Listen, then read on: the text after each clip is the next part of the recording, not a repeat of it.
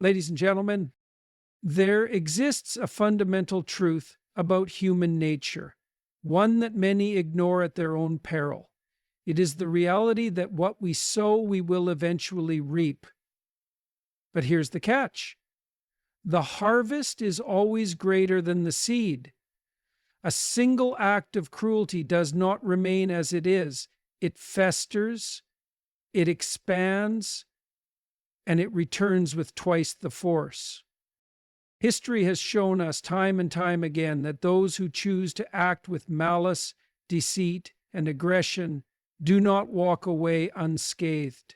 They may believe they have conquered, that they have bent the world to their will, but the world is patient.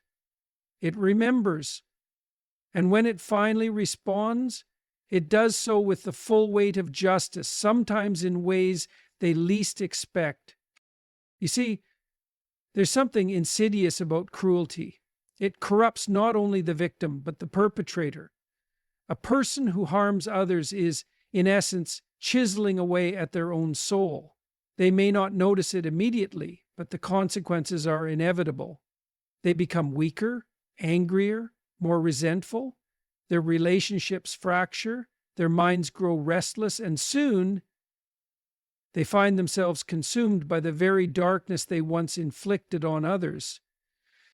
But what is the alternative? If cruelty returns with twice the force, does kindness work the same way?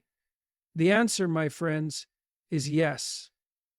When you act with integrity, with discipline, and with responsibility, the world does not forget that either. The good you do may not yield immediate rewards, but rest assured, it builds a foundation, one that cannot be easily shaken. So here's my message to you. If you have suffered at the hands of the cruel, do not lower yourself to their level. Do not become what you despise. Because if they have given pain, they will receive pain. If they have torn others down, they will be torn down. But if you rise, if you choose the difficult path of virtue and wisdom, then what you receive in return will be far greater than anything cruelty could ever give. The cycle always completes itself, and when it does, those who built with destruction will be left with nothing but ruins. But those who built with strength, resilience, and goodness will stand tall, unmoved by the storm. Choose wisely, because what you give will return twice as hard. The immutable law of reciprocity. Life operates on an undeniable principle. What you put into the world will come back to you, often magnified. This isn't just a philosophical idea. It's a reality rooted in human psychology, social dynamics, and even history itself. When a person chooses cruelty, whether through manipulation, deceit, or outright harm, they set in motion a chain reaction. The harm they inflict does not dissipate into nothingness. Instead, it circulates, spreads, and ultimately returns in ways they may never have anticipated. We've all seen it before. The individual who steps on others to climb higher eventually finds themselves isolated. The person who deceives for short-term gain ends up trapped in their own web of lies. The leader who rules through intimidation fosters an environment where their own downfall becomes inevitable. Cruelty creates resentment, and resentment fuels consequences. Even at the individual level, there is a psychological cost to malevolence. People who harm others cannot escape the effects on their own minds. Their guilt, whether acknowledged or buried deep, festers. Their relationships decay. Their ability to experience genuine joy diminishes. They may believe they are winning, but in reality they are losing something far greater: their sense of peace, their integrity, and ultimately the trust of those around them. On the flip side, reciprocity works in the positive direction as well. Acts of integrity, fairness, and kindness may not always yield immediate results, but over time they establish a reputation, build strong relationships, and create opportunities that cruelty never could. The world keeps score, and though it may not seem obvious in the moment, Those who contribute positively will see their efforts rewarded in ways they never expected. This is the immutable law. You cannot pour poison into the world and expect to drink only from clean waters. What you give will return, and when it does, it will be twice as strong. The psychological cost of malevolence. Cruelty is not merely an act against another person, it is an act against oneself. People often assume that their malevolent actions will only affect their victims, that they can harm, manipulate, and deceive without consequence, but this is an illusion. The truth is that every act of cruelty carries a hidden price, and that price is often paid in ways far more devastating than expected. At the surface, cruelty may seem like power. It may give a sense of control over others, a way to assert dominance or extract what one desires. But power gained through malevolence is never sustainable. The moment someone chooses to act with deceit or aggression, they plant the seeds of their own destruction. They begin to see the world as hostile, as a place where everyone is out to get them. Because deep down, they know that if they can act this way, others can too. Their paranoia grows, their relationships weaken, trust evaporates. Even if they achieve success, it is hollow because no one truly stands beside them out of loyalty, only out of fear, convenience, or obligation. The mind itself rebels against malevolence. A person who harms others must also suppress their own sense of guilt, which leads to internal conflict. They either justify their actions endlessly, warping their own perception of reality, or they drown in the weight of what they've done. Anxiety follows, then bitterness, then resentment. What they once thought was strength reveals itself as fragility. Even their victories begin to feel meaningless, and no amount of external validation can erase the emptiness growing inside them. This is the psychological cost of cruelty. It does not just return, it multiplies. The suffering inflicted on others does not vanish into the ether. It rebounds, taking shape in the form of mental unrest, broken relationships, and a life filled with distrust and regret. In the end, malevolence is not a path to power, but a slow, spiraling descent into self-destruction. The social and moral boomerang.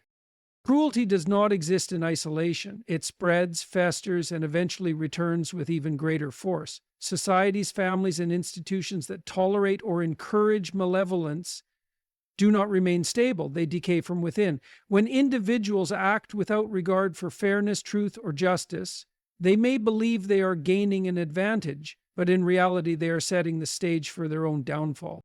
Human beings are wired for reciprocity.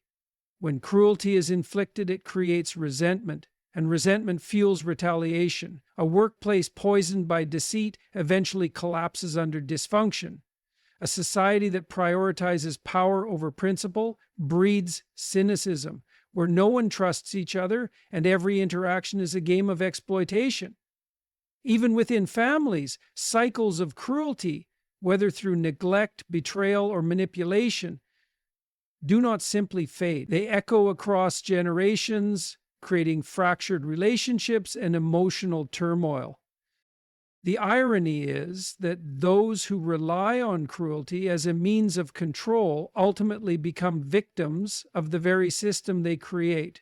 When they need loyalty, they find only opportunism. When they seek support, they are met with indifference. The world they shaped, one built on fear and manipulation, no longer serves them. It turns against them. History provides countless examples of this principle in action. Dictators who silenced dissent eventually found themselves surrounded by traitors. Corporations that exploited their workers crumbled under scandal and backlash. Individuals who thrived on deception eventually found themselves alone, untrusted, and forgotten.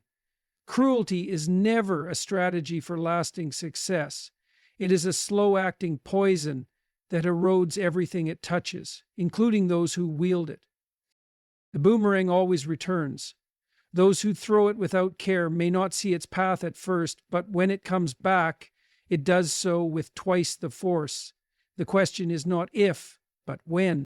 The power of individual responsibility. It is easy to blame the world for its cruelty, to point fingers at corrupt institutions, deceitful leaders, or those who have wronged us personally. But true strength does not come from resentment. It comes from responsibility. The most powerful antidote to cruelty is not revenge, but the decision to rise above it. Those who refuse to be consumed by bitterness gain something far greater than those who seek retaliation, control over their own destiny. The cycle of cruelty only continues when individuals allow it to. A person who is mistreated has two choices: to mirror the cruelty they've experienced or to break free from it. The first option is the easy one. It requires no thought, no discipline, just reaction. But it is also the most destructive. The person who repays cruelty with cruelty does not solve their problem. They only become another agent of the very thing they despise. Their suffering multiplies, and they become indistinguishable from those who hurt them. The harder but infinitely more rewarding path is to reject the impulse to retaliate blindly. This does not mean becoming weak or allowing injustice to persist. On the contrary, it requires immense strength. It means responding with intelligence rather than impulse, discipline rather than chaos. It means setting boundaries, standing firm but refusing to become another link in the chain of destruction. Personal responsibility transforms individuals, and in doing so, it transforms the world. When a person refuses to contribute to the cycle of cruelty, they become a stabilizing force in their community, their family, their workplace. They inspire trust, attract loyalty, and earn respect, not through intimidation, but through consistency and integrity. No one can control how others act, but they can control how they respond. And in that response lies the difference between being ruled by cruelty or rising above it. In the end, the one who takes responsibility for their own actions, not out of weakness, but out of wisdom, is the one who truly wins. The triumph of order over chaos. History is a battle between two opposing forces, order and chaos. When cruelty is unleashed, whether through deception, betrayal, or outright violence, it is an agent of chaos. It destabilizes everything it touches, eroding trust, breaking relationships, and leaving destruction in its wake. At first, it may seem as though those who spread disorder are winning. They take what they want, manipulate others to serve their own interests, and act without regard for the consequences. But what they fail to understand is that chaos is not a sustainable force. It devours even those who believe they control it. Societies that descend into cruelty do not last. Families that operate on fear and manipulation fracture. Individuals who build their lives on deceit and ruthlessness find themselves isolated. The reason for this is simple. Human beings are not built to thrive in chaos. They need stability, trust, and cooperation. Without these elements, everything begins to collapse. But here's the profound truth. Order always finds a way to reassert itself. When the scales tip too far toward cruelty and destruction, the natural response is a push toward justice, fairness, and balance. This is not idealism. It is the pattern of history. Civilizations that allowed corruption to fester eventually saw uprisings that demanded accountability. Leaders who ruled through oppression eventually met resistance. Even on a personal level, those who build their lives on dishonesty and malice inevitably encounter a breaking point when their lies catch up to them, when their manipulations no longer work, when they realize that no one around them truly cares for them. What then is the alternative? The answer is found in discipline, responsibility, and moral strength. Those who choose to act with integrity, even when it is difficult, are the ones who build something lasting. Their relationships endure because they are rooted in trust. Their success lasts because it is earned rather than stolen. Their legacy stands because it is built on principles, not opportunism. The question each of us must ask is this: will we contribute to chaos, or will we build order? It is easy to act out of impulse, to lash out, to take shortcuts, to harm others as a response to being harmed. But true power lies in resisting that temptation. When you choose to act with wisdom rather than malice, you align yourself with something far greater than momentary gain. You align yourself with the forces that have built civilizations, strengthened communities, and brought meaning to life itself. Cruelty never prevails in the long run because it is fundamentally unstable. It destroys its own foundation, leaving nothing but ruin in its wake.